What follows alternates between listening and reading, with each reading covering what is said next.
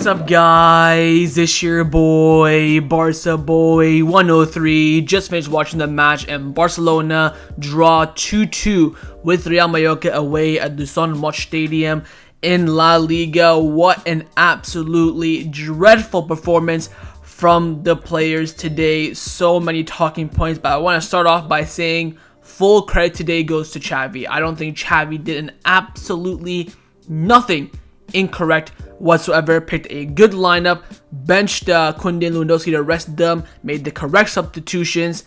I have no constructive criticism, you could say, for Xavi tonight. I think he did everything correctly, and it's just now down to the players.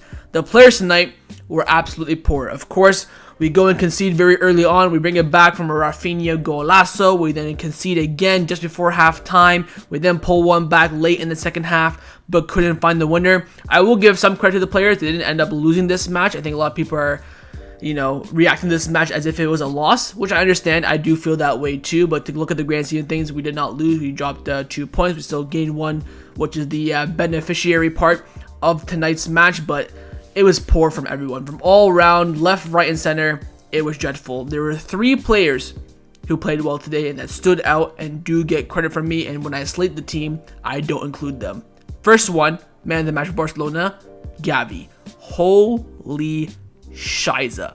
What a performance. This man was beating 6'5" players to headers. Not only that, creativity, intensity, pressure, everything was there from Gavi today. He carried that team. He was the team's only creative outlook of the entire match. Secondly, Raphinha. I think he played very well today. He looked very strong down that right-hand side. Of course, going absolute worldly. Missed an absolute fucking sitter just before Mallorca scored as well. 1-1 with the keeper and freaking skies it. Apart from that, I think he played well. Connection play was well. I think he had a few poor crosses, but definitely I think had a good performance. And finally, a substitute, Lamine Yamal. Lamine Yamal came in and he played very, very well. I think that's putting him in contention to start against Sevilla on Friday. But it was so poor, man. I think, let's go through each player. Ter Stegen, fucking shocking. Who was he passing it to for that first goal? I think he tried to pass to Romeo, but Romeo was not even looking at him. Romeo was looking at the runner. Shocking from Ter Stegen. I think if that goal does not go in, we win this game. And I have to give a lot of blame for Ter Stegen. He's a captain there. He dropped his head and he gave away the easy goal for Barcelona. I don't think he could have done much for the second goal to save it. Actually, you know what? The second goal is when he came out. Yeah, so even for the second goal, shocking from Ter Stegen tonight. From both goals, dreadful, especially from the captain.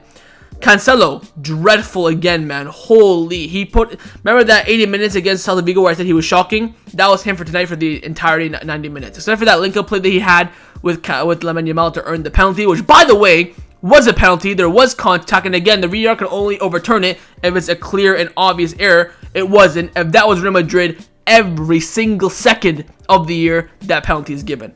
There's my rant on the penalty. Now, Cancelo, poor again. I think he needs to be dropped for Sevilla and get him a bit arrested for that big match against Porto. Araujo, my God, Moroki was cooking him the first hour of this game. I think Araujo did grow into the game last half an hour. I think he played very well, but that first hour, Araujo looked absolutely shocking. His center back partner, Inigo Martinez. He first 40 seconds of the game, Inigo Martinez puts a beautiful ball over the top for Ferran Torres, who couldn't get onto it and he couldn't create a goal scoring opportunity from it. After that, Inigo Martinez was shocking. He could not pass the ball. I think I saw going into halftime, he was the Barcelona player that lost the ball the most at 10 or 9 or something like that. Shocking. I think aerially today, he did well, weighing a lot of headers. Of course, they had Kaya Laren, they had Moroki, 2 tall, big players. I think aerially, duels-wise, Inigo Martinez wasn't bad. But on the ball, his pressing, his connectivity with his teammates, shocking. Again, I'm not saying that he's going to be a flop and blah, blah, blah. Get rid of him. Poor sign for Barcelona. That's not what I'm saying. It is his full debut. He hasn't started a match since April, so you have to take that into consideration a bit. But my God, he was dreadful. Absolutely shocking from Inigo Martinez. Could be one of the worst players in the game. Balde, I think he was poor. He didn't really do anything going forward. Defensively, I think he was leaving a lot of space for Inigo Martinez. That's kind of why he kind of looked shaky because he had to defend 2v1. I don't think Balde was tracking back too much on the defensive aspect of the game. I think his link-up play, Balde was poor. We saw one good run from him in the second half, but apart from that, I think he was under average for sure.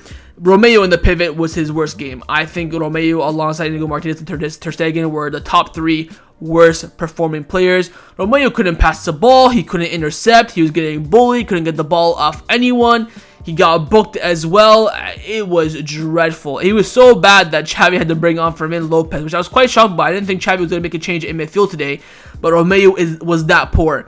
Gundogan, I think, was very, very poor as well. Of course, not as poor as Romeo, Inigo Martinez, and Ter Stegen, but I think Gundogan was poor today. His crossing in the first 10 minutes could not beat the first man on the corner kicks, on the free kicks.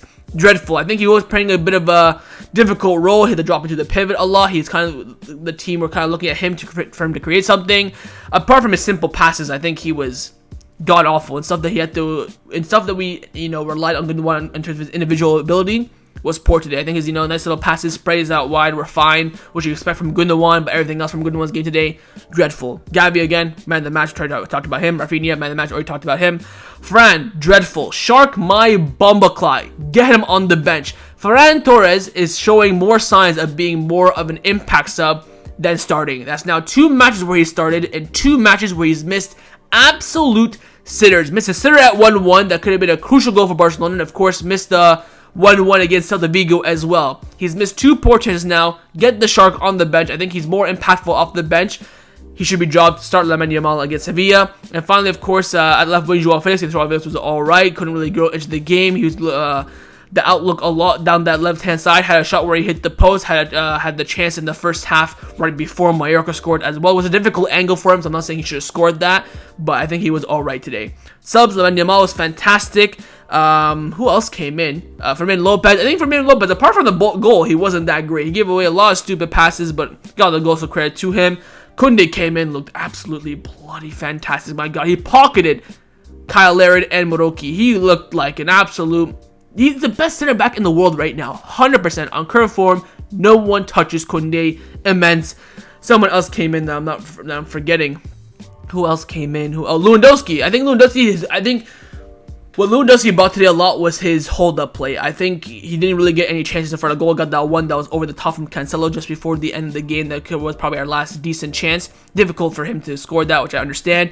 But again, what Ferran Torres couldn't do was hold up the play, attract those defenders in, and also leave spaces for the wide man. And that's what Lewandowski did. Held up with the defenders very, very well. Was getting beat up left, right, and center. I thought he did very well, apart from getting a goal-scoring opportunity and, of course, scoring. But it was dreadful today. The players today are to blame. I understand they just played on Saturday. They've now played on Tuesday. The turnaround is quite difficult. I understand that.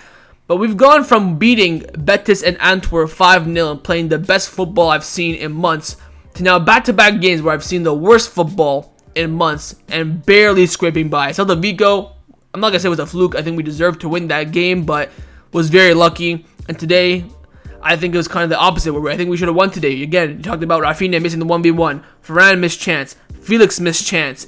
There was the penalty that should have been a penalty. We should have walked away with this game. I think the reason why Barcelona lost this match was they went trailing at halftime 2-1. If we don't concede that goal before halftime, I think we win this game. Take away from Fermin Lopez's goal. I think we go in, start the second half 1-1.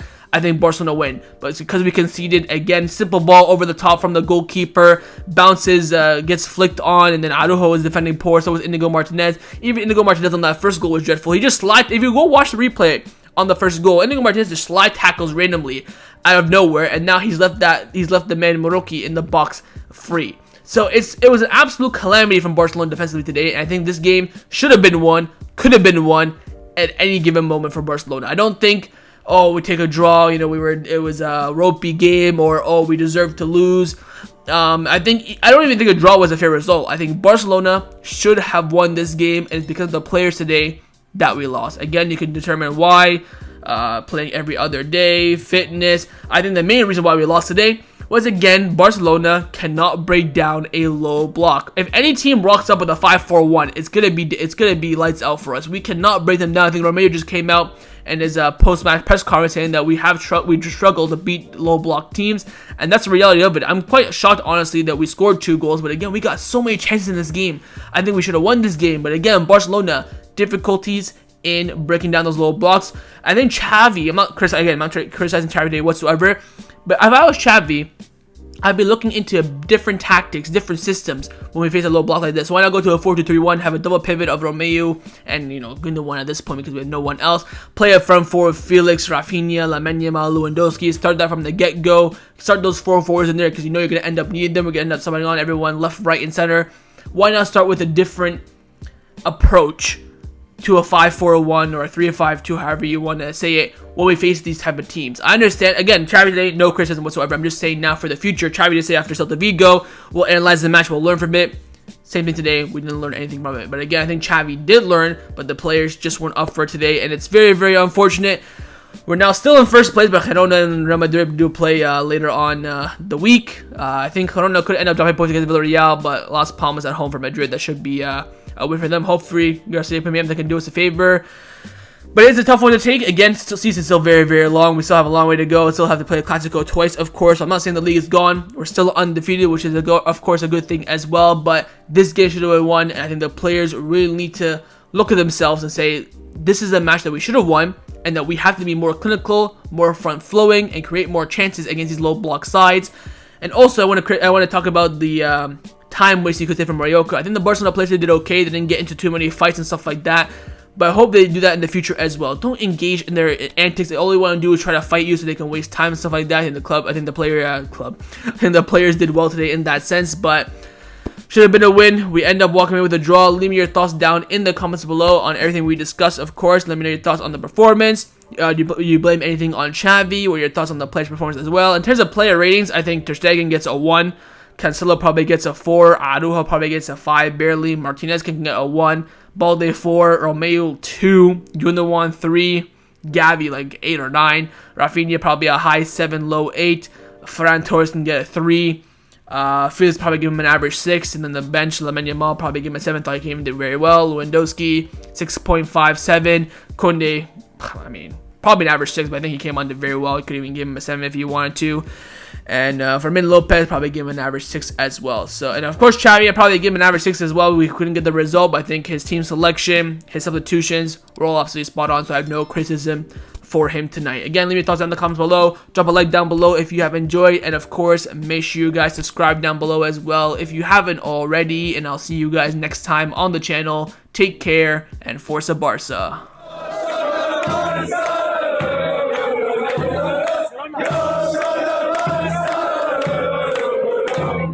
Yeah.